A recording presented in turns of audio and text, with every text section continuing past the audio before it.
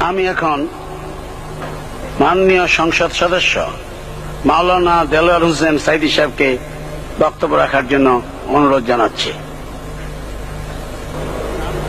নাহমাদুহু ওয়া নুসাল্লি আলা রাসূলিহিল কারীম ওয়া আলা আলিহি ওয়া আসহাবিহি আজমাইন। আউযু বিল্লাহি মিনাশ শাইতানির রাজীম। বিসমিল্লাহির রহমানির রহিম। মাননীয় স্পিকার, আপনি এই মহান সংসদের স্পিকার হিসেবে নির্বাচিত হয় আমরা জাতীয় সংসদের পক্ষ থেকে আপনাকে অন্তরের অন্তঃস্থল থেকে মোবারকবাদ জানাচ্ছি। মাননীয় স্পিকার, আমি আজ এই সংসদে দাঁড়িয়ে ওই মহান আল্লাহ পাকের প্রশংসায় সেজদা অবনত হচ্ছি, যিনি 1 অক্টোবরের ব্যালট যুদ্ধের মাধ্যমে সুদীর্ঘ 5 বছরের দুঃশাসন, সীমাহীন দুর্নীতি, ইসলাম বিরোধী কর্মকাণ্ড, দেশব্যাপী ভয়াবহ সন্ত্রাসের মোকাবেলায় 4 দলীয় ঐক্য জোটের মহা বিজয় দান করেছেন এবং যার ফলশ্রুতিতে আজকে আমরা এই মহান সংসদে দাঁড়িয়ে কথা বলার সুযোগ লাভ করেছি। মাননীয় স্পিকার, আপনার মাধ্যমে আমি আমার অন্তরের অন্তঃস্থল থেকে দেশবাসীকে ধন্যবাদ জানাই। বিশেষ করে আমার নির্বাচনী এলাকা পিরোজপুর, নাজিরপুর, ইন্দুরকানীবাসী ভাই বোনদের প্রতি কৃতজ্ঞতা জানাই, যাদের অক্লান্ত পরিশ্রমে এবং মূল্যবান ভোটের মাধ্যমে আমি নির্বাচিত হয়ে মহান সংসদের সদস্য হওয়ার সুযোগ লাভ করেছি। মাননীয় স্পিকার, বাংলাদেশের 13 কোটি মানুষকে যারা পরিচালনা করবেন আজকে তারাই এই মহান সংসদে বসে আছেন। আমি আপনার মাধ্যমে তাদের উদ্দেশ্যে কিছু কথা বলতে চাই। জবাবদিহিমূলক সরকার, কল্যাণমূলক সরকার ও সুস্থ প্রশাসন, এই বাক্যগুলি আমরা প্রায় শুনে থাকি। এই বাক্যগুলির অর্থ সরকার স্বৈরাচার নয়, বরং জনগণের কল্যাণে জনগণ নিকট দায়বদ্ধ সরকার, যা আব্রাহাম লিঙ্কনের ভাষায় by the people, for the people, of the people.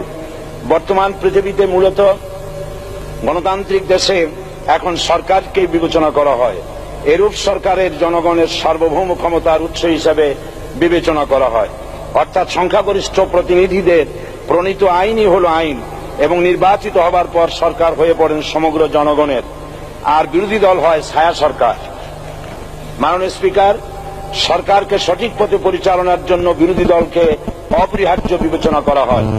বর্তমান গণতান্ত্রিক চেতনা বেশি পুরনো নয়, মানুষ মূলত রাজতান্ত্রিক স্বৈর শাসনের সাথেই বেশি পরিচিত। বস্তুত বর্তমান পৃথিবীতে গণতান্ত্রিক শাসন ব্যবস্থায় জবাবদিহিমূলক, কল্যাণমূলক, স্বচ্ছ প্রশাসনের যে কথাবার্তা আমরা শুনতে পাই, এর প্রথম উপস্থাপক হলেন বিশ্বনবী হযরত মুহাম্মদ রাসূলুল্লাহ সাল্লাল্লাহু আলাইহি ওয়াসাল্লাম। বর্তমান গণতান্ত্রিক ব্যবস্থাপনার সাথে ইসলামের মূল পার্থক্য হল সার্বভৌমত্বের ধারণা নিয়ে। ইসলামের দৃষ্টিতে সার্বভৌমত্বের মালিক জনগণ নয়, মালিক হলেন আল্লাহ রাব্বুল আলামিন। কিন্তু সরকার গঠন ও পরিচালনা জনগণের ইচ্ছার ভিত্তিতে হতে হবে। জনগণের ইচ্ছার বিরুদ্ধে ক্ষমতায় থাকার অধিকার ইসলামের স্বীকৃত নয়। মাননীয় স্পিকার, সাধারণত লক্ষ্য করা যায় সরকার, সরকারি কর্মকর্তা ও কর্মচারীবৃন্দ জনগণের উপর নানাভাবে জুলুম, নির্যাতন বা শোষণ করে থাকে। জনগণের খাদেম না হয়ে তারা হয়ে পড়েন জনগণের প্রভু। তারা জনগণের সম্পদকে তসরুপ করে। এই অবস্থা থেকে মুক্ত করার জন্য রাসূল করিম সাল্লাল্লাহু আলাইহি ওয়াসাল্লাম সরকারি কর্মকর্তা ও কর্মচারীদের মধ্যে তীব্র দায়িত্ব অনুভূতি জাগ্রত করে তিনি বলেন, ঘুষ দাতা ও গৃহীতা উভয় জাহান্নামী। নবী করিম সাল্লাল্লাহু আলাইহি ওয়াসাল্লাম আরো বলেছেন, আমরা যদি কাউকে কোনো রাষ্ট্রীয় দায়িত্ব প্রদান করি তখন সেই ব্যক্তি তার ব্যক্তিগত কাজ যতটা নিষ্ঠা ও আন্তরিকতার সাথে পালন করে, রাষ্ট্রীয় দায়িত্ব যদি সেভাবে পালন না করে তবে কিয়ামতের দিন তাকে উল্টো করে জাহান্নামে নিক্ষেপ করা হবে। রাষ্ট্রীয় সম্পদ তসরুপের ব্যাপারে কঠোর হুঁশিয়ারি উচ্চারণ করে বিশ্বনবী মুহাম্মদ রাসূলুল্লাহ সাল্লাল্লাহু আলাইহি ওয়াসাল্লাম বলেছেন, রাষ্ট্রীয় দায়িত্ব পালনকারী কেউ যদি 1 টুকরা সুতা বা তার চেয়েও ক্ষুদ্র কোনো জিনিস খেয়ানত করে তবে কিয়ামতের দিন খেয়ানতের বোঝা মাথায় করে তাকে উঠতে হবে। মাননীয় স্পিকার, আল্লাহ রসুল যে সরকার ব্যবস্থা প্রতিষ্ঠা করেছিলেন তা সত্যিকার অর্থে ছিল জনকল্যাণমূলক সরকার। তার সরকারে দায়িত্ব পালনকারী ব্যক্তিবর্গের মধ্যে চরম দায়িত্ব অনুভূতি জাগ্রত করে দেওয়া হয়েছিল। এটা সম্ভব হয়েছিল কেবলমাত্র আখিরাতের তীব্র বিশ্বাস ও মহান আল্লাহর দরবারে জবাবদিহিতার অনুভূতির মাধ্যমে। মানুষের নিকট জবাবদিহিতা পাশ কাটিয়ে যাওয়া যায়, কিন্তু আল্লাহর নিকট জবাবদিহিতা পাশ কাটানোর কোনো সুযোগ নেই। মাননীয় স্পিকার, নবী করিম সাল্লাল্লাহু আলাইহি সাল্লামের সরকার ব্যবস্থাপনায় সবাই যেমন আইনের দৃষ্টিতে সমান অধিকার ভোগ করেছে, ঠিক তেমনি ভাবে রাষ্ট্রের নাগরিক হিসাবে সবারই মৌলিক চাহিদাসমূহ পূরণ হয়েছে। ঋণগ্রস্ত এতিম অসহায় জনগণ রাষ্ট্রীয় তহবিল থেকে সহযোগিতা লাভ করেছে। মূলত এটা জনকল্যাণমূলক সরকারের ধারণা বিশ্ববাসী তখনই প্রথম অবলোকন করে। মাননীয় স্পিকার, নবী করিম সাল্লাল্লাহু আলাইহি সাল্লাম সরকারি কর্মকর্তাদের বিরুদ্ধে কোনো অভিযোগ পেলে তখনই ব্যবস্থা গ্রহণ করতেন।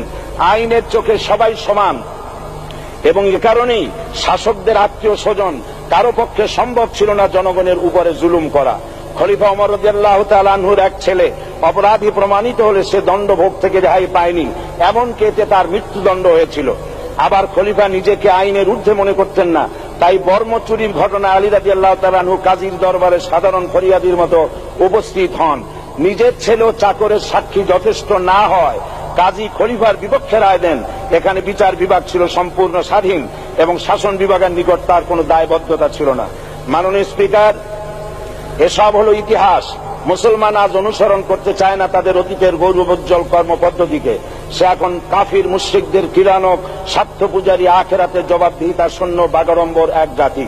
মাননীয় স্পিকার, যে জাতির এক পূর্বসূরি মাথায় আটার বোঝা বহন করে নিয়ে চললেন আর বলে গেলেন, মানুষ কেন, ফোরাতের কূলে যদি একটি কুকুরও না খেয়ে মারা যায় তবে এই ওমর রাদিয়াল্লাহু তাআলা আনহুকে কিয়ামতের দিন আল্লাহর দরবারে জবাবদিহি করতে হবে। আর আজ সেই জাতির দায়িত্বশীলরা জনগণকে অভুক্ত রেখে তাদের মুখের গ্রাসে ভাগ বসায়। জনগণ তাদের নিকট উপস্থিত হলে মনে হয় যেন গোলাম প্রভুর দরবারে উপস্থিত হয়েছে, আর অহেতুক উৎকোচ দাবি করে তাদের উপর জুলুম করছে। আর আল্লাহ পাক জালিমকে কখনোই পছন্দ করেন না। মাননীয় স্পিকার, আমি দৃঢ়ভাবে আশা করি এই অবস্থা কাটিয়ে উঠিয়ে আমরা রাসূল করিম সাল্লাল্লাহু আলাইহি সাল্লাম কর্তৃক প্রদর্শিত রাষ্ট্র ব্যবস্থার অনুসরণ করে একটি সুখী সমৃদ্ধশালী আধুনিক ইসলামী রাষ্ট্র পরিণত করে বাংলার প্রিয় জন্মভূমি বাংলাদেশকে আজ গোটা বিশ্বব্যাপী শোষণ, নির্যাতন, হানাহানি, অশান্তির মধ্যে, তাই আজ পৃথিবীর অধীর আগ্রহে অপেক্ষা করছে ইসলামের আলোকে এমন এক রাষ্ট্র ব্যবস্থার যেখানে দায়িত্বশীলরা আল্লাহ তাআলার কাছে জবাবদিহিতার পাশাপাশি জনগণ নিকটও জবাবদিহি করতে বাধ্য হবে। মাননীয় স্পিকার, অনেক ত্যাগ ও তিতিক্ষার রক্তের বিনিময়ে গড়ে উঠেছে আমাদের গণতান্ত্রিক প্রতিষ্ঠান এই জাতীয় সংসদ। এই সংসদের সম্মান রক্ষা করার দায়িত্ব আমাদের সবার। গণতান্ত্রিক চর্চা, গণতন্ত্র প্রতিষ্ঠার স্বার্থে আমি আজ প্রধান বিরোধী দল আওয়ামী লীগকে সকল হিংসা, বিদ্বেষ ও পরাজয়ের গ্লানি ভুলে গিয়ে সংসদে যোগদানের উদাত্ত আহ্বান জানাচ্ছি। পরিশেষে আমি আপনার মতো সর্বজনশ্রদ্ধ একজন মার্জিত ও সুশিক্ষিত ব্যক্তিকে এই মহান সংসদের স্পিকার হিসাবে লাভ করে আমরা আনন্দিত হয়েছি।